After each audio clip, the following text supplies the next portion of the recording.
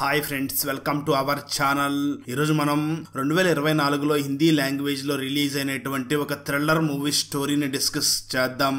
అదే house of lies. Now let's start our video.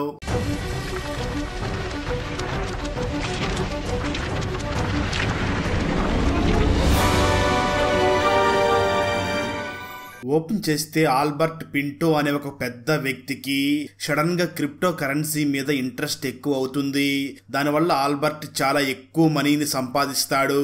అయితే Albert దగ్గర నుంచి ఆ మనీని రాబట్టుకోవడం కోసం చాలా మంది ట్రై చేస్తారు, కానీ సడన్ గా ఒక రోజు ఆల్బర్ట్ ని ఎవరో చంపేసి ఉంటారు. అందువల్ల ఈ కేసును సాల్వ్ చేయడానికి రాజీవ్ సింగ్ చౌదరిని పిలుస్తారు.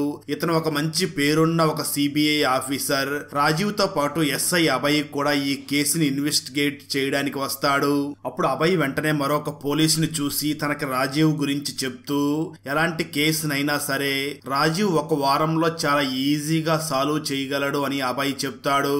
ఆ వెంటనే రాజీవ్ మరియు అభయ్లు ఇద్దరు కూడా ఆల్బర్ట్ ఇంటికి వెళ్తారు. వెంటనే అక్కడ ఉన్న సీసీటీవీ కెమెరాస్ ని చెక్ చేసి ఆ తర్వాత రాజీవ్ ఆల్బర్ట్ వైఫ్ అయినటువంటి రాగిని దగ్గరికి వెళ్లి తనని ఓదార్చే ప్రయత్నం చేస్తాడు, కానీ రాగిని మాత్రం ఏమి సమాధానం చెప్పకుండా అక్కడి నుంచి వెళ్లిపోతుంది. వెంటనే రాజీవ్ మరియు అభయ్లు ఆల్బర్ట్ స్టడీ రూమ్ లోకి వెళ్తారు. నిజానికి అక్కడే ఆల్బర్ట్ డెడ్ బాడీ చైర్ లో ఉంటుంది. ఆల్బర్ట్ మెడ మరియు చెంపల మీద కొన్ని గుర్తులు కనిపిస్తాయి. ఆ వెంటనే రాజీవ్ రాగిణిని చూసి ఇంత పెద్ద ఇంట్లో కేవలం 3 సీసీటీవీ కెమెరాస్ మాత్రమే ఉన్నాయా అని అడుగుతాడు. దానికి రాగిణి మాకు అవి అంతగా అవసరం రాలేదు అని చెప్తుంది. అదే సమయంలో అక్కడ ఉన్న ఇన్స్పెక్టర్ అభయ్ రాగిణిని చూసి మీరు మాకు ఈ కేసులో కోఆపరేట్ చెయ్యండి, అప్పుడే మేము ఆల్బర్ట్ కి న్యాయం జరిగేలా చేయగలం అని అంటాడు. దానికి రాగిని మన వాళ్ళ చేతుల రక్తంతో తడిసినప్పుడు ఎలాంటి న్యాయం జరుగుతుంది అని చెప్తుంది. ఆ వెంటనే అభయ్ నిన్న ఆల్బర్ట్ బర్త్డే పార్టీ జరిగింది కదా, అసలు ఏం జరిగిందో మాకు డీటెయిల్డ్ గా చెప్పండి అని అడుగుతాడు. దానికి రాగిని ఆల్బర్ట్ బర్త్డే పార్టీకి జయిద్ అనే ఒక నౌకరు వచ్చాడు. ఆల్బర్ట్ కి అందరికంటే దగ్గర స్నేహితుడైనటువంటి కల్నల్ సాబ్ అలాగే తన డివోర్స్ వైఫ్ కూడా వచ్చారు. అదే విధంగా అలాగే ఆల్బర్ట్ డాక్టర్ అయినటువంటి మిస్టర్ ఫెర్నాండిస్ వచ్చాడు. అదే విధంగా ఆల్బర్ట్ అడ్వకేట్ అయినటువంటి కరణ్ సిన్హా, వీరితో పాటు మరికొంతమంది తెలిసిన వాళ్ళు కూడా ఆ పార్టీకి వచ్చారు అని చెప్తుంది. అదే సమయంలో రాజీవ్ మరియు అభయ్లతో పాటు ఆ ఇంట్రాగేషన్ లో ఒక ఈడీ ఆఫీసర్ అయినటువంటి శశి గ్రావల్ అనే ఒక లేడీ ఆఫీసర్ కూడా జాయిన్ అవుతుంది. ఎందుకంటే ఈ కేసు క్రిప్టో కరెన్సీతో ముడిపడి ఉంది కాబట్టి. ఆ తర్వాత అభయ్ రాజీవ్లకు కరణ్ సిన్హా రాగిని మరియు యాంటోనీల ఫామ్ కి లీగల్ అడ్వైజర్ అని తెలుస్తుంది. అప్పుడే రాగిని ఆ కంపెనీ నాది, యాంటోనీ తర్వాత వచ్చాడు, ఆల్బర్ట్ ఒక డిఫరెంట్ పర్సన్, ఆల్బర్ట్ కి కనెక్ట్ అవ్వడం అనేది అంత మామూలు విషయం కాదు, ఆల్బర్ట్ కి లైఫ్ అనేది ఒక గేమ్ లాంటిది, ఒకవేళ మనం కరెక్ట్ గా ఆలోచించి అడుగులేస్తే అప్పుడే లైఫ్ అనే ఒక గేమ్ లో మజా వస్తుంది, కానీ వాళ్ళు ఆల్బర్ట్ ని చంపేశారు అని చెప్తుంది. రాజీవ్ వెంటనే ఎవరు చంపారు అని అడుగుతాడు. దానికి రాగిని ప్రతి ఒక్కరూ అని సమాధానం ఇస్తుంది. ఆ తర్వాత యాంటోనీ అనే వ్యక్తిని విచారణకి పిలిపిస్తారు. యాంటోనీ ఆల్బర్ట్ కి చిన్న తమ్ముడు. అప్పుడు యాంటోనీ నాన్నగారు చనిపోయిన తర్వాత ఆల్బర్టే నన్ను పెంచి పెద్దవాడిని చేశాడు, కానీ రాగిని ఆల్బర్ట్ లాగా మంచిది కాదు అని అంటాడు. ఆ మాటలు విన్న శశి ఇక్కడ ఎమోషన్స్ తో పని లేదు, డైరెక్ట్ గా పాయింట్ కి రా, ఆల్బర్ట్ క్రిప్టో కరెన్సీ ద్వారా 35 కోట్లు ఎలా సంపాదించాడో చెప్పు అని అంటుంది. ఆ మాటలు విన్న రాజు నేను మర్డర్ కేసును సాల్వ్ చేయడానికి ఇక్కడికి వచ్చాను అని అంటాడు. దానికి శశి మాత్రం మనీ ఎక్కడి నుంచి వచ్చాయి అనేది తెలిస్తే హంతకుడు కూడా దొరుకుతాడు అని అంటుంది. నిజానికి రాజీవ్ మరియు శశిలకి అస్సలు పడదు. ఇలా శశి మాటి మాటికి కేసు ఇన్వెస్టిగేషన్ కి అడ్డుపడుతూ ఉండడంతో అభయ్ శశిని చూసి మేడం ఒకసారి ఈ పేపర్ ని చూడండి, రాజీవ్ ఇన్వెస్టిగేషన్ ఆఫీసర్ అని ఇందులో ఉంది, అలాగే మీరు కూడా దీంట్లో సైన్ చేశారు అని చెప్తాడు. అప్పుడు శశి అభయ్ మరియు రాజీవుల వల్ల విసిగిపోయి నేను ముంబైకి కాల్ చేస్తాను, అప్పుడు మీకు బాగా బుద్ధొస్తుంది అని చెప్తుంది. అదే టైంలో యాంటోనీ నాన్న ఆస్తినంతా కూడా ఆల్బర్ట్ పేరు మీదనే రాశాడు, మా అన్న నన్ను కష్టపెట్టాలి అనుకుంటే కష్టపెట్టి ఉండవచ్చు, కానీ అన్న నన్ను బాగా చూసుకునేవాడు, అయితే రాగిణికి మాత్రం అది అసలు ఇష్టం ఉండేది కాదు, నేను రాగిణితో కలిసి బిజినెస్ చేసేవాడిని, కానీ ఆ బిజినెస్ లో లాస్ వచ్చింది అని చెప్తాడు. ఆ తర్వాత కల్నల్ వర్మ విచారణకి పిలుస్తారు. అతని కాలికి గాయం తగిలి ఉంటుంది. అభయ్ వెంటనే కల్నల్ తో చూసి ఎలా తగిలింది ఈ గాయం, అలాగే ఆ దెబ్బ తగిలి ఎన్ని రోజులు అవుతుంది అని అడుగుతాడు. దానికి కల్నల్ 3 days బ్యాక్ స్లిప్ అయి పడిపోయాను, అందువల్లనే ఇలా దెబ్బ తగిలింది అని చెప్తాడు. దానికి అభయ్, అవునా, దెబ్బ తగిలినా కూడా మీరు పార్టీకి వెళ్ళారా, మీరు చాలా గ్రేట్ అని అంటాడు. ఆ మాటలు విన్న కల్నల్ వర్మ, ఇలా చూడండి, ఒకవేళ మీరు నా కాలు దెబ్బ గురించి మాట్లాడాలి అనుకుంటే సారీ నాకు ఫ్లైట్ టైం అవుతుంది అని అంటాడు. అప్పుడు అభయ్, క్రిప్టో కరెన్సీ ద్వారా ఆల్బర్ట్ 35 కోట్లు సంపాదించాడు అని నీకు తెలుసా అని అడుగుతాడు. దానికి కల్నల్ వర్మ, ఆల్బర్ట్ సంపాదించలేదు, ఆల్బర్ట్ కి దుబాయ్ లో ఒక కజిన్ ఉన్నాడు, అతనే క్రిప్టో కరెన్సీని గిఫ్ట్ గా ఇచ్చాడు అని చెప్తాడు. స్టోరీ గతానికి అంటే ఆల్బర్ట్ బర్త్డే జరుగుతున్న సమయానికి వెళుతుంది. ఆల్బర్ట్ బర్త్డే పార్టీలో కల్నల్ ఆల్బర్ట్ ని చూసి, దుబాయ్ లో నాకు తెలిసిన ఒక వ్యక్తి ఉన్నాడు, అతని ద్వారా నీకు ఏదైనా సహాయం చెయ్యాలనుకుంటున్నాను, దీనివల్ల నీకు క్రిప్టో కరెన్సీ ద్వారా చాలా లాభం వస్తుంది అని చెప్తాడు. మరోపక్క కల్నల్ డివోర్స్ వైఫ్ తో యాంటోనీ ఫ్లర్ట్ చేస్తూ ఉంటాడు. ఆల్బర్ట్ మాత్రం కల్నల్ డీల్ ని ఒప్పుకోకుండా క్రిప్టో కరెన్సీకి పాస్వర్డ్ మరియు ఐడి కావాల్సి ఉంటుంది, నేను వాటిని ఎవరికి షేర్ చేయను, నా దగ్గర ఇక అది తప్ప ఇంకేమీ లేదని నీకు తెలుసు కదా అని అంటాడు. స్టోరీ ప్రజెంట్ కి వస్తుంది. ఆ వెంటనే ఆస్థా అనే ఒక లేడీని విచారణకి పిలుస్తారు. Aastha Antony wife. అభయ్ ఆస్థాని చూసి, మీరు ఆల్బర్ట్ కి క్లోజ్ అంట కదా అని అంటాడు. ఆ మాటలు విన్న ఆస్థా, అంటే దాని అర్థం ఏమిటి, ఎలా ఆల్బర్ట్ కి అందరూ క్లోజో నేను కూడా అలాగే క్లోజ్, నా హస్బెండ్ యాంటోనీ బిజినెస్ లాస్ అయినప్పుడు నేను చాలా డిప్రెషన్ అయ్యాను, అప్పుడు ఆల్బర్ట్ నన్ను ఓదార్చి మనీని నా పేరు మీదకి మార్చాడు, దీనివల్ల ఆల్బర్ట్ మరియు రాగినీలకి ఎప్పుడూ గొడవలు జరిగేవి, ఇక ఇంతకన్నా నేను మీ క్వశ్చన్స్ కి ఆన్సర్ చెయ్యలేను అని చెప్పి తన లాయర్ అయినటువంటి కరణ్ ని లోపలికి పిలుస్తుంది. అప్పుడు కరణ్ వెంటనే అభయ్ మరియు రాజీవ్ అలాగే సెసిల్ ని చూసి, మీరు ఇన్వెస్టిగేషన్ చెయ్యాలి అంటే ముందు కోర్టు నుంచి ఆర్డర్ తీసుకురండి అని చెప్తాడు. అప్పుడు శశి, ఈ కేసులో ఇల్లీగల్ మనీ ఇన్వాల్వ్మెంట్ ఉంది అని చెప్తుంది. ఆ మాటలు విన్న కరణ్ మాత్రం, మీకు అకౌంట్ లో ఏమైనా మనీ దొరికాయా, మనీ అసలు ఎక్కడా లేవు, కేవలం మాటల్లోనే మనీ ఉన్నాయి, మీకు ఇంతవరకు ఎటువంటి సాక్ష్యం దొరకలేదు, మీరు కోర్టు నుంచి వారెంట్ తీసుకురండి లేదంటే నేను మీ మీద కేసు వేస్తాను అని చెప్తాడు. దాంతో అభయ్ మరియు రాజీవులు వారెంట్ కోసం ఏర్పాట్లు చేసుకుంటారు. అప్పుడే అభయ్ మరియు రాజీవుల చూపు జయీద్ మీదకి వెళ్తుంది. జయీద్ ఒక పని మనిషి, అదే విధంగా అందరికంటే ముందు డెడ్ బాడీని ఈ జయీద్దే చూసి ఉంటాడు. దాంతో ఇంట్రాగేషన్ మళ్ళీ మొదలవుతుంది. కానీ శశి మరియు రాజీవుల మధ్య మాత్రం అసలు గొడవ ఎండవదు. ఆ తర్వాత యాంటోనీ క్రిప్టో కరెన్సీ గురించి జయీద్ కూడా తెలుసు అని చెప్తాడు. అప్పుడు అభయ్, జయీద్ గురించి నీకు ఎలా తెలుసు అని అడుగుతాడు. దానికి రాగిని, ఒక ఫ్రెండ్ ద్వారా నాకు జయీద్ గురించి తెలిసింది, జయీద్ వల్ల అమ్మాయిలు సేఫ్, అంటే జయీద్ గే అని అర్థం అని చెప్తుంది. ఆ తర్వాత శశి, మీకు క్రిప్టో కరెన్సీ ఎలా తెలుసు అని రాగిని అడుగుతుంది. దానికి రాగిని, నాకు నిన్న పార్టీలో తెలిసింది, అది కూడా నాకు దీని గురించి కల్నల్ చెప్పారు అని చెప్తుంది. వెంటనే రాజీవ్ కల్నల్ ని చూసి, ఆల్బర్ట్ మీకు క్రిప్టో కరెన్సీ గురించి ఎందుకు చెప్పారు అని అడుగుతాడు.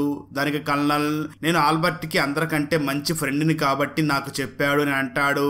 అప్పుడు రాజు, అయితే మరి ఆల్బర్ట్ సీక్రెట్ గురించి మీరు దుబాయ్ లో ఉన్న మీకు తెలిసిన వాళ్ళకి ఎందుకు చెప్పారు అని అడుగుతాడు. ఆ దుబాయ్ లో ఉన్న వాళ్ళు ఏదో వేరే బిజినెస్ ని నడిపిస్తూ ఉంటారు. నిజానికి ఆల్బర్ట్ బర్త్డే పార్టీ సమయంలో కల్నల్ ఆల్బర్ట్ ని తన మాటలతో ఇరికించడం కోసం చాలా ట్రై చేస్తాడు. ఎలాగో అలా దుబాయ్ వాళ్ళతో ఆల్బర్ట్ డీల్ కుదుర్చుకునేలాగా చెయ్యాలి అని కల్నల్ శత విధాలా ట్రై చేస్తాడు, కానీ ఆల్బర్ట్ అసలు ఒప్పుకోడు. ఆ తర్వాత కల్నల్ మాట్లాడుతూ, యాంటోనీ ఆల్బర్ట్ ని బెదిరించడం నేను విన్నాను, ఆల్బర్ట్ కి ఆస్థాకి మధ్య ఎఫ్ఐఆర్ ఉందని యాంటోనీకి తెలిసిపోయింది, అందువల్లే యాంటోనీ ఆల్బర్ట్ మీద చాలా కోపంగా ఉండేవాడు, కానీ ఆల్బర్ట్ ఇవేమీ పట్టించుకోలేదు అని చెప్తాడు. అప్పుడు యాంటోనీ ఆల్బర్ట్ ని బెదిరించిన విషయం గురించి క్లియర్ చేస్తూ, నా బిజినెస్ లాస్ అవ్వడం వల్ల నేను అప్పుగా మనీ తీసుకున్న వాళ్ళు నన్ను బెదిరించడం మొదలు పెట్టారు, అందువల్లే నేను నా అన్నని 5 కోట్లు మనీ ఇవ్వమని అడిగాను అని చెప్తాడు. అలా యాంటోనీ ఆల్బర్ట్ ని మనీ అడిగే టైంలో కల్నల్ అంతా బయట ఉండి వింటూ ఉంటాడు. ఇంట్లో అందరినీ విచారించిన తర్వాత కేవలం నౌకరు జాయిద్ ఒక్కడే మిగిలి ఉంటాడు. అప్పుడు రాజీవ్, ఒకవేళ జాయిద్దే అంతా చేసి ఉంటే ఎప్పుడో పారిపోయి ఉండేవాడు, కానీ ఇక్కడ ఉండడు అని చెప్తాడు. అప్పుడు అభయ్ వెంటనే, మనం ఆల్బర్ట్ పోస్ట్ మార్టం రిపోర్ట్ వచ్చే వరకు ఇక్కడే వెయిట్ చేద్దామని అంటాడు. దానికి రాజీవ్ మాత్రం, ఈ కేసు ల్యాబ్ రిపోర్ట్స్ తో కాకుండా ఇప్పుడే ఇక్కడే సాల్వ్ అవుతుంది, పోలీసులు దగ్గరలో ఉన్న అన్ని ఇళ్లను చెక్ చేస్తున్నారు అని చెప్తాడు. ఆ వెంటనే అభయ్ మరియు రాజీవులు ఇద్దరూ కూడా నౌకరు జావీద్ తో మాట్లాడతారు. అప్పుడు జాయిద్, నేను ఫస్ట్ ఫస్ట్ టైం ఈ ఏరియాలో పని చేయడానికి వచ్చాను. నేను ఇక్కడ మనీ కోసమే పని చేస్తున్నాను. నాకు ఆల్బర్ట్ గారు కొద్దిగా ఎక్స్ట్రా మనీ ఇచ్చేవారు. అందువల్ల నాకు దాదాపు నెలకి 25,000 రూపాయలు శాలరీగా వచ్చేది అని చెప్తాడు. ఆ మాటలు విన్న అభయ్ మరియు రాజీవ్లు జాయిద్ ని చూసి ఆల్బర్ట్ ని అసలు ఎవరు చంపి ఉండవచ్చు అని అడుగుతారు. దానికి జాయిద్ నాకు తెలియదు అని చెప్తాడు. దాంతో అభయ్ మరియు రాజీవ్లు ఇద్దరు కూడా జాయిద్ ని పంపించేస్తారు. అయితే శశి మాత్రం జావేద్ ని కలిసి తనతో మాట్లాడుతూ ఆల్బర్ట్ ఎప్పుడూ ఫోన్ నే పట్టుకుని ఉండేవాడంట కదా, ఇంతకీ ఆ ఫోన్ లో అంతగా ఏముంది అని అడుగుతుంది. ఆ మాటలు విన్న జావేద్ నాకు దాని గురించి ఏమీ తెలియదు మేడం, కానీ ఆల్బర్ట్ సార్కి షేర్ మార్కెట్ లో ఇంట్రెస్ట్ అని మాత్రం నాకు బాగా తెలుసు అని చెప్తాడు. అప్పుడు శశి ఆల్బర్ట్ మొబైల్లో ట్రేడింగ్ యాప్ అయితే ఉంది కానీ సెర్చ్ హిస్టరీ లేదు, అలా ఎలా జరిగి ఉంటుంది అని ఆలోచిస్తూ ఉంటుంది. ఆ రోజు రాత్రి ఆల్బర్ట్ ఫ్యామిలీ లోని అందరూ ఇంట్లో ఉంటారు. అప్పుడు ఆస్థా రాగిణిని ఓదార్చి నువ్వు ఈ డ్రామా చేయడం ఇంకాపు, పోలీసులు వెళ్ళిపోయారు అని చెప్తుంది. ఆ తర్వాత రాగిణి, యాంటోనీ, కల్నన్, ఆస్థా అందరూ కలిసి ఒకరితో ఒకరు గొడవ పడుతూ ఉంటారు. అసలు ఈ రోజు ఈ సిచ్యువేషన్ లో ఉండడానికి నువ్వంటే నువ్వు కారణం అంటూ ఒకరిని ఒకరు తిట్టుకుంటూ ఉంటారు. ఆ తర్వాత అందరూ కలిసి పోలీసులకి ఆ క్రిప్టో కరెన్సీ అకౌంట్ పాస్వర్డ్ తెలిస్తే మనీ అంతా రాగిణికి దొరుకుతాయి అని అనుకుంటూ ఉంటారు. ఎందుకంటే రాగిణి ఆల్బర్ట్ వైఫ్ కాబట్టి. అయితే అక్కడే ఉన్న యాంటోనీ కోపంతో ఆల్బర్ట్ నా అన్న, గుర్తు పెట్టుకోండి, కాబట్టి మనీ కూడా నాకే దక్కుతాయి అని చెప్తాడు. ఇదంతా చూసి రాగిణి ఏడ్చుకుంటూ తన రూమ్ లోకి వెళ్లిపోతుంది. మరోపక్క రాజీవ్ మరియు అభయ్లు డాక్టర్ ఫెర్నాండిస్ ని కలవడానికి వెళ్తారు. అప్పుడు ఫెర్నాండిస్ మార్నింగ్ నేను పేషెంట్స్ ఎక్కువగా ఉండడం వల్ల వాళ్ళని చెక్ చేస్తూ బిజీగా ఉన్నాను, అందుకే విచారణకి రాలేకపోయాను, నన్ను క్షమించండి అని అంటాడు. ఆ తర్వాత రాజీవ్ ఫెర్నాండిస్ ని చూసి అసలు ఆల్బర్ట్ మెడిసిన్ ఎందుకు తీసుకునేవాడు అని అడుగుతాడు. దానికి డాక్టర్ మాట్లాడుతూ ఆల్బర్ట్ కి యాంగ్జైటీ అటాక్స్ వస్తూ ఉండేటివి, వాటి కోసమే 5 రోజుల ముందు నా దగ్గరికి వచ్చాడు. నేను ఒక టాబ్లెట్ ని ప్రతిరోజు రాత్రి ఒకసారి తీసుకోవాల్సి ఉంటుంది అని చెప్పాను అని అంటాడు. ఆ మాటలు విన్న అభయ్ వెంటనే డాక్టర్ ని చూసి ఆ ఆల్బర్ట్ నీ దగ్గరికి 5 రోజుల క్రితం వచ్చి ఉంటే అతని దగ్గర ఉన్న స్ట్రిప్ లో 3 టాబ్లెట్స్ మాత్రమే ఖాళీగా ఉన్నాయి. ఒకవేళ ఈ రోజు 5 రోజులు కంప్లీట్ అయితే ఆ లెక్క ప్రకారం స్ట్రిప్ లో 5 టాబ్లెట్స్ ఉండకూడదు కదా అని అంటాడు. దానికి డాక్టర్ నేను ఆ మెడిసిన్ ని డైలీ రాత్రి తీసుకోమని చెప్పాను అని చెప్తాడు. పోలీసులు ఎదురుగా కూర్చునేసరికి ఫెర్నాండిస్ చెయ్యి వణుకుతూ ఉంటుంది. ఆ తర్వాత పోలీసులు అక్కడి నుంచి వెళ్లిపోతారు. మరోపక్క శశి ఆల్బర్ట్ డెడ్ బాడీ ఉన్న రూమ్ లోనే ఉంటుంది. శశికి ఆ రూమ్ లో ఎటువంటి క్లూ దొరకదు గాని శశికి ఒక ఆభరణంలోని పిండు దొరుకుతుంది. ఆ తర్వాత మార్నింగ్ అవుతుంది. ఆల్బర్ట్ ఫ్యామిలీలోని అందరూ కూడా రాగిణి మనీ తీసుకుని పారిపోయింది అని అనుకుంటూ ఉంటారు. కానీ రాగిణి అప్పుడే తిరిగి మళ్ళీ ఇంటికి వస్తుంది.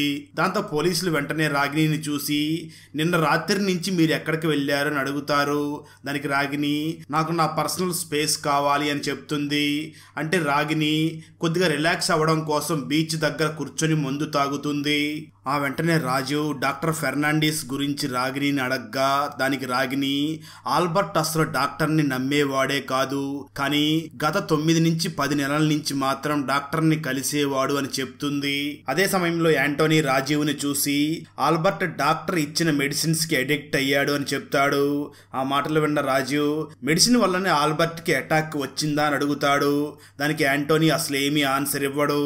అయితే రాజీవ్కి మరియు మిగతా పోలీసులకి మాత్రం ఆల్బర్ట్ జెనెక్స్ అనే ఒక మెడిసిన్ కి బాగా ఎడిక్ట్ అయ్యాడు అని తెలుస్తుంది. దాన్ని వదిలించుకోవడానికే డాక్టర్ ఆల్బర్ట్ కి హెల్ప్ చేసేవాడు అని తెలుస్తుంది. నిజానికి ఆల్బర్ట్ తన బర్త్డే పార్టీలో డాక్టర్ కి ఒక సర్ప్రైజ్ గురించి చెప్పి ఉంటాడు. ఆల్బర్ట్ తన కజిన్ దగ్గరికి కెనడాకి వెళ్ళబోతున్నానని, నేను తిరిగి ధనవంతుడిగానే వస్తాను అని చెప్పి ఉంటాడు. అలాగే ఆల్బర్ట్ డాక్టర్ కి ఒక 50 లక్షల రూపాయలు మనీ ఇస్తాను అని కూడా చెప్పి ఉంటాడు. అప్పుడు శశి ఇదంతా క్రిప్టోతో కలిసి ఉందా అని అడుగుతుంది. దానికి డాక్టర్ మాత్రం నాకు దీని గురించి అసలేమీ తెలియదు అని చెప్తాడు. మరోపక్క కల్నన్ కెనడాలో ఉన్న ఆల్బర్ట్ కజిన్స్ మీద మాత్రం చాలా కోపంగా ఉంటాడు. ఎందుకంటే కల్నన్కి ఆల్బర్ట్ కజిన్స్ ఆల్బర్ట్ మనీని దొంగలించబోతున్నారు అని అనిపిస్తుంది. అప్పుడు శశి ఆల్బర్ట్ మొబైల్ ఫోన్లో ట్రేడింగ్ హిస్టరీ గురించిన డేటా ఏమీ లేదు అని చెప్తుంది. ఆ మాటలు విన్న కల్నన్ నేను ఆ మనీని ఇంతవరకు చూడలేదు, నేను ఆ మనీ గురించి కేవలం విన్నాను అని చెప్తాడు. అయితే ఆ ఆ మాటలు విన్న శశి మాత్రం కల్నల్ని తన దుబాయ్ డీల్స్ గురించి అడుగుతుంది. దానికి కల్నల్ నాకు వాళ్ళ గురించి కూడా అంతగా ఏమీ తెలియదు అని ఏదో ఒక సాకు చెప్తాడు. ఆ తర్వాత శశికి ఆల్బర్ట్ ఇంట్లో ఒక సీసీటీవీ ఫుటేజ్ దొరుకుతుంది. మరోవైపు అభయ్ మరియు అజయ్లకి ఆల్బర్ట్ పోస్ట్ మార్టం రిపోర్ట్ గురించి తెలుస్తుంది. ఆ రిపోర్ట్స్ ద్వారా ఆల్బర్ట్ ని ఎవరో క్లాత్ తో గొంతుని బిగించి చంపడానికి ట్రై చేశారు. క్లోరోఫామ్ కి సంబంధించిన ఎల్లో డాట్స్ కూడా ఉన్నాయి. అలాగే ఆల్బర్ట్ పాయిజన్ వల్ల చనిపోయాడు అని ఆ రిపోర్ట్స్ ద్వారా తెలుస్తుంది. ఇక్కడ మళ్ళీ ఆల్బర్ట్ బర్త్డే పార్టీ జరిగినప్పుడు ఏం జరిగిందో చూపిస్తారు. ఆల్బర్ట్ బర్త్డే పార్టీ రోజున యాంటోనీ, డాక్టర్, రాగిని మరియు ఆస్థా కలిసి కూర్చొని మాట్లాడుతూ ఉంటారు. అప్పుడు డాక్టర్ వాళ్ళని చూసి ఆల్బర్ట్ కి ఉన్న వ్యాధిని అలాగే ఉంచుదాం, నేను అతనికి మెడిసిన్స్ ఇస్తూ ఉంటాను, దానికి బదులుగా ఆల్బర్ట్ తన గురించి నాకు అంతా చెప్తాడు, మీరు కూడా ఇదే కదా కావాలనుకుంటున్నారు అని అంటాడు. స్టోరీ మళ్ళీ ప్రజెంట్ కి వస్తుంది. ఆ తర్వాత రోజు పోలీసులు అందరూ కూడా ఇంట్లో ఉన్న సెక్యూరిటీ గార్డ్ ని కలిసి ఇంట్లో ఉన్న సీసీటీవీ ఫుటేజ్ ని చూస్తారు. వాళ్ళకి ఏం కావాలో ఆ ఫుటేజ్ అక్కడ ఉంటుంది, కానీ అది సరిగ్గా కనిపించదు. ఆ ఫుటేజ్ లో పోలీసులు డైరెక్ట్ గా ఆల్బర్ట్ చనిపోయి ఉండడాన్ని చూస్తారు, కానీ ఆల్బర్ట్ ఎలా చనిపోయాడు, ఎవరు చంపారో మాత్రం కనిపించదు. ఆ తర్వాత అబ్బాయి ఇంట్రాగేషన్ చేయడానికి కావాల్సిన పర్మిషన్ పేపర్స్ అన్నిటిని తీసుకుని లోపలికి వెళ్లి కరణ్ కి ఇస్తాడు. ఆ తర్వాత ఇంట్లో అందరూ కూడా గొడవ పడుతూ ఉంటారు. పోలీసులకు దొరికిన సాక్షి ప్రకారం ఆల్బర్ట్ కి మర్డర్ జరిగింది అని తెలిసి అందరూ కూడా చాలా కంగారు పడతారు. పోలీసుల దగ్గర కోర్టు ఆర్డర్ ఉంది కాబట్టి ఎవరు కూడా సిటీ దాటికి బయటికి వెళ్లొద్దు అని పోలీసులు అందరికి వార్నింగ్ ఇస్తారు. ఖచ్చితంగా ఎవరో ఆల్బర్ట్ ఫోన్ నుంచి పాస్వర్డ్ ని చేంజ్ చేసి తన సెర్చ్ హిస్టరీ మొత్తం డిలీట్ చేశారు అని పోలీసులు మాట్లాడుతూ ఉండగా ఆస్థా మాత్రం ఫోన్ అయితే రాగిని దగ్గరే ఉంది కదా అని చెప్తుంది. ఆ మాటలు విన్న రాగిని చాలా కోపంతో నీకేమైనా మైండ్ పోయిందా అని గట్టిగా అరుస్తుంది. ఆ తర్వాత శశి లాయర్ కరణ్ కి తన ఆభరణానికి సంబంధించిన ఒక పిన్నిని చూపించి మీరు ఆల్బర్ట్ స్టడీ రూమ్ లో ఏం చేస్తున్నారో అని అడుగుతుంది. దానికి లాయర్ కరణ్ నా ఆభరణానికి సంబంధించిన పిన్నిని ఎవరో అక్కడ పడేసి నన్ను ఇరికించాలని ట్రై చేస్తున్నారు అని అంటాడు. అయితే పోలీసులు వెంటనే అక్కడ ఉన్న వాళ్ళందరినీ చూసి పాస్వర్డ్ ని ఎవరు చేంజ్ చేశారో కొంతసేపట్లోనే తెలిసిపోతుంది, ఎవరు హిస్టరీని డిలీట్ చేశారో కూడా తెలుస్తుంది, ఎవరో ఇంట్లో వాళ్ళ ఇదంతా చేశారు. ఎందుకంటే పార్టీ రోజు రాత్రి ఎవరో ఇంటి నుంచి బయటికి వెళ్ళలేదు, ఎవరో ఇంట్లోకి రాలేదు, ఎవరో ఆల్బర్ట్ కి వాటర్ లో డైమిథైల్ మెర్క్యూరీని కలిపిచ్చారు, నిజానికి ఇది ఒక స్లో పాయిజన్ అని చెప్తారు. అయితే వాటర్ అయితే ఎప్పుడూ కూడా జావేద్ ఇచ్చేవాడు అని వాళ్ళకి తెలుస్తుంది. యాంటోనీ వెంటనే జావేద్ ని కొట్టడానికి వెళ్తాడు. ఎలాగో అలా పోలీసులు యాంటోనీని కంట్రోల్ చేస్తారు. అప్పుడు యాంటోనీ జావేద్ ని చూసి అసలు మీ కమ్యూనిటీనే మర్డర్స్ చేస్తారు అని అంటాడు. ఆ మాటలు విన్న రాజీవ్ కోపంతో యాంటోనీని చూసి అంటే దాని అర్థం ఏమిటి, హోమోసెక్సువల్స్ అందరూ కూడా హంతకులు అవుతారా, పాస్వర్డ్ ని చేంజ్ చేసి హిస్టరీని డిలీట్ చేసి ఆల్బర్ట్ గొంతు మీద క్లాత్ బిగించి చంపేశారు, మీలో ఎవరో ఒకరు ఈ పని చేశారు, వాళ్ళ దగ్గరే ఆ 35 కోట్లు ఉన్నాయి అని చెప్తాడు. అది విని అందరూ కూడా ఒకరి ముఖం ఒకరు చూసుకుంటారు. అలాగే అందరూ కూడా ఒకరినొకరు అనుమానించుకుంటూ ఉంటారు. అదే టైంలో ఒక పోలీస్ అక్కడికి వచ్చి రాజీవ్ ను చూసి సార్ కనిపించకుండా పోయిన ఆ సీసీటీవీ ఫుటేజ్ దొరికింది అని చెప్తాడు. ఆ మాటలు విని యాంటోనీ అక్కడి నుంచి పారిపోవడానికి ట్రై చేయడంతో పోలీసులు ఫైనల్ గా యాంటోనీని పట్టుకుంటారు. ఆ వెంటనే పోలీసులు వెళ్లి సీసీటీవీ ఫుటేజ్ ని చూస్తారు. అందులో యాంటోనీ ఒక క్లాత్ ని ఆల్బర్ట్ గొంతుకి బిగిస్తాడు. పోలీసులు ఇది ఏమిటి అని యాంటోనీ అడగ్గా నేను కేవలం ఆల్బర్ట్ తో మాట్లాడడానికి వెళ్ళాను అని చెప్తాడు. ఆ మాటలు విన్న రాజీవ్ ఆ ఫుటేజ్ మొత్తం చూపించి ఇలానే క్లాత్ గొంతుకి బిగించి మాట్లాడతారా అని అడుగుతాడు. ఆ వెంటనే రాజీవ్ కల్నల్ని చూసి ఆ పార్టీలో ఉన్నప్పుడు మీకు 6 సార్లు ఫోన్ కాల్స్ వచ్చాయి, ఎవరు ఫోన్ చేశారని అడుగుతాడు. దానికి కల్నల్ నాకు యాంటోనీ కాల్ చేశాడు అని చెప్తాడు. ఆ వెంటనే రాజీవ్ అభయ్ని చూసి మనీ అయితే యాంటోనీ దగ్గర లేవు అని నాకు అనిపిస్తుంది, ఒకవేళ ఉంటే పారిపోవడానికి ట్రై చెయ్యడు అని అంటాడు. ఆ వెంటనే రాజీవ్ మళ్ళీ జావేద్ ని కలిసి ఆ క్లోరోఫామ్ ని నువ్వే తెచ్చావా అని అడుగుతాడు. దానికి జావేద్ అవును, క్లోరోఫామ్ ని తెమ్మని రాగిని మేడం చెప్పింది, ఆఫీస్ లో ఫ్లోర్ పాలిష్ కోసం తీసుకురమ్మని చెప్పింది అని అంటాడు. ఆ తర్వాత ఈడీ ఆఫీసర్ శశికి పాస్వర్డ్ ని చేంజ్ చేసింది ఆస్థా అని తెలిసి వెంటనే ఆస్థా దగ్గరికి వెళ్లి గట్టిగా నువ్వు మనీని ఎక్కడ దాచిపెట్టావు అని అడుగుతుంది. దాంతో ఆస్థా భయపడిపోయి అక్కడే స్పృహ కోల్పోయి పడిపోతుంది. దాంతో కరణ్ చాలా కోపంగా పోలీసుల్ని అరుస్తాడు. ఎందుకంటే కరణ్ ఆస్థాని ఇష్టపడుతూ ఉంటాడు.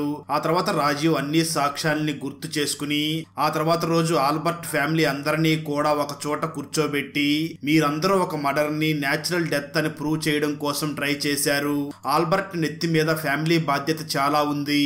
మరీ ముఖ్యంగా తన తమ్ముడు యాంటోనీ బాధ్యత ఉంది. కానీ యాంటోనీ తన బిజినెస్ లో మనీ మొత్తం పోగొట్టాడు.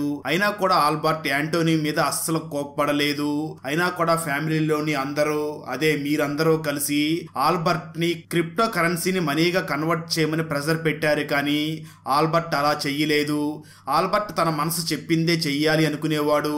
అందువల్ల ఆల్బర్ట్ బర్త్డే రోజు మీరందరూ కలిసి మీటింగ్ పెట్టుకుని అసలు ఆల్బర్ట్ నే లేకుండా చెయ్యాలి అని ఒక ఆప్షన్ ని సెలెక్ట్ చేసుకున్నారు.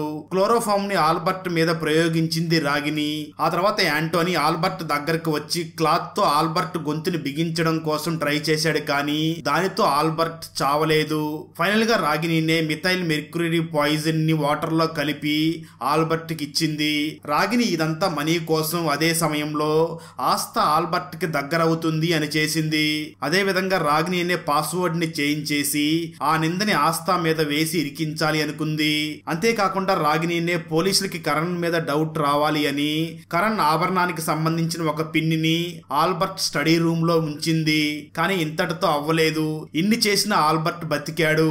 ఆ రోజు పార్టీలో పాయిజన్ వాటర్ తాగిన తర్వాత కూడా ఆల్బర్ట్ కి పానిక్ అటాక్స్ వచ్చాయి. అప్పుడు డాక్టర్ ఆల్బర్ట్ దగ్గరికి వచ్చి జినాక్స్ మెడిసిన్ వేసుకోమని చెప్పాడు. ఆల్బర్ట్ ఆ మెడిసిన్ వేసుకోవడం వల్ల ఆల్బర్ట్ బాడీలోని విషం ఇంకా ఎక్కువ పవర్ఫుల్ గా మారింది. అప్పుడు ఆల్బర్ట్ చనిపోయాడు అని అంటాడు. అదే విధంగా ట్రేడింగ్ చేసి సంపాదించిన ఆ 35 కోట్ల మనీని ఆల్బర్ట్ కజిన్ డేవిడ్ పాస్వర్డ్ ని చేంజ్ చేసి మనీ తీసుకున్నాడు. ఆల్బర్ట్ చావు గురించి తెలిసిన టైంలో డేవిడ్ కెనడాలో ఉన్నాడు. వేరే కంట్రీకి వెళ్లి ఆ 35 కోట్ల గురించి ఎంక్వైరీ చేయడానికి ఏ గవర్నమెంట్ పర్మిషన్ ఇవ్వదు అని రాజీవ్ అందరికీ చెప్తాడు. సో కేసు ఇక్కడతో సాల్వ్ అవుతుంది. ఆ తర్వాత attempt of murder, conspiracy for murder case మీద ఆల్బర్ట్ ఫ్యామిలీ మొత్తాన్ని కూడా పోలీసులు అరెస్ట్ చేస్తారు. ఆ వెంటనే పోలీసులు అక్కడి నుంచి వెళ్లిపోతారు. ఆ తర్వాత రాజీవ్ మరియు డేవిడ్లు ఫోన్ లో మాట్లాడుకుంటూ ఉంటారు. మరో పక్క శశి ఇంట్లో ఇంకా ఆ కేసు గురించే రీసెర్చ్ చేస్తూ ఉంటుంది. రాజీవ్ డేవిడ్ తో మాట్లాడినప్పుడు శశి విని ఉంటుంది. శశికి ఆల్బర్ట్ ఇంటి నౌకరైనటువంటి జావిద్ మీద కూడా డౌట్ వస్తుంది. శశి వెంటనే సైబర్ క్రైమ్ కి కాల్ చేసి investigation officer Rajiv call records ని తీసుకుని రమ్మని చెప్తుంది. అదే విధంగా జావిద్ అలీ గురించి కూడా ఏదైనా ఇన్ఫర్మేషన్ ని తెలుసుకోమని చెప్తుంది. నిజానికి రాజీవ్ జావిద్ ఇద్దరు కలిసి ఉంటారు. మరోవైపు శశికి రాజీవ్ కాల్ రికార్డు వస్తుంది. రాజీవ్ డేవిడ్ కి కాల్ చేసి అతన్ని కలవాలని ప్లాన్ చేస్తున్నాడు అని తెలుస్తుంది. అంటే ఆ 35 కోట్లు క్రిప్టో కరెన్సీని మనీలోకి కన్వర్ట్ చేయబోతున్నారు అని శశికి తెలుస్తుంది. అప్పుడే శశి రాజీవ్ మరియు జావిద్ తన కిందే తెలియకుండా 35 కోట్లు తీసుకుని వెళ్లారు అని తెలుసుకుంటుంది. ఆ తర్వాత శశి అబ్బాయికి కాల్ చేసి నీకు అసలు రాజీవ్ మీద డౌట్ రాలేదా? కేసుని రాజీవ్ తొందరగా క్లోజ్ చేస్తున్న టైంలోనే నాకు ఏదో విచిత్రంగా అనిపించింది అని అంటుంది. ఆ తర్వాత పోలీసులు జావిద్ ని అరెస్ట్ చేస్తారు. ఆ తర్వాత శశి మరియు అబ్బాయి జావిద్ ని ఎంక్వైరీ చేస్తారు. అప్పుడు జావేద్ ఆ పాస్వర్డ్ ని చేంజ్ చేసింది నేనే. ఎందుకంటే నౌకర్ లైఫ్ జీవించి నేను అలసిపోయాను. నాకు మనీ కావాలని ఇలా చేశాను. ఆ మనీతో నేను లైఫ్ లో హ్యాపీగా బ్రతకొచ్చు అని ఇలా చేశాను అని చెప్తాడు. అయితే నిజానికి రాజీవ్ కి జావిద్ నే అంతా చేసింది అని ముందుగానే తెలిసి ఉంటుంది. అప్పుడు రాజీవ్ జావిద్ ని చూసి ఇదంతా ఎవరికి చెప్పవలసిన అవసరం లేదు, నేను నిన్ను కాపాడతాను అని చెప్పి ఉంటాడు. కానీ జావిద్ ఇప్పుడు ఇరుక్కున్నాడు. ఆ తర్వాత అభయ్ మరియు శశి జావిద్ ని చూసి మనీ మరియు రాజీవ్ ఎక్కడ ఉన్నారు అని అడుగుతారు. దానికి జావిద్ నేను ఇక్కడ ఉన్నాను అంటే ఖచ్చితంగా రాజీవ్ కెనడాకి పారిపోయి ఉంటాడు అని చెప్తాడు. అంటే మనీ మొత్తం రాజీవ్ దగ్గరే ఉంటాయి. ఇప్పుడు శశి మరియు అభయ్లు ఏం చేద్దాం అనుకున్నా ఏమీ చేయలేకపోతారు. అక్కడతో ఈ house of lies movie end అవుతుంది. వీల్ చైర్ నుంచి లేవలేని హీరో ఎలా తన ఇన్వెస్టిగేషన్ స్కిల్స్ తో కిల్లర్ ని ఆపగలిగాడు అనేదే 2024లో రిలీజ్ అయినటువంటి జై గణేష్ మూవీ స్టోరీ. మూవీ అయితే మంచి మంచి ట్విస్టులతో చాలా బాగుంటుంది. మూవీ మనోరమ మ్యాక్స్ యాప్ లో మలయాళం లాంగ్వేజ్ లో స్ట్రీమ్ అవుతుంది. ఈ మలయాళం మూవీ ఫుల్ మూవీ స్టోరీని తెలుగులో వినాలి అనుకుంటే ఈ వీడియో డిస్క్రిప్షన్ లో ఉన్న లింక్ ని క్లిక్ చేసి చూసే చెయ్యండి. ఫ్రెండ్స్, వీడియో నచ్చినట్లయితే లైక్ చేసి ఒక చిన్న కామెంట్ చేస్తే మాకు నెక్స్ట్ వీడియో చేయడానికి ఎంకరేజింగ్ గా ఉంటుంది. అలాగే ఛానల్ ని సబ్స్క్రైబ్ చేసి పక్కనే ఉన్న బెల్ ఐకాన్ ని క్లిక్ చేసి సపోర్ట్ చేయండి. Thanks for watching. జై హింద్.